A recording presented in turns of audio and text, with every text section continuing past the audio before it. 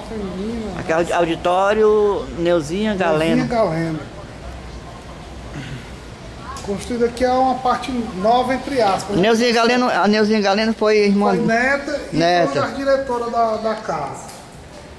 Aqui foi reformado, né? Porque Não, essas cadeiras são novas. tá reformado, né? Junto com a do auditório. As nossas eram essa aqui do auditório. Aí eu me lembro, o pai tinha essa daqui, o pai. O pai tinha biblioteca, a primeira cadeira foi essa aqui, ó. Os anos 60, 70, tudo era essa aí. 60.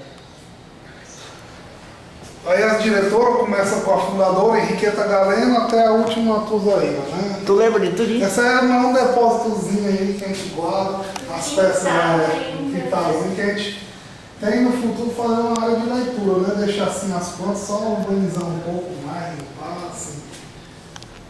Mas isso aí Tem muito só espaço, aqui, um espaço que né, as pessoas precisam mais, sei lá. Mas o público é daquele jeito que eu falei, né?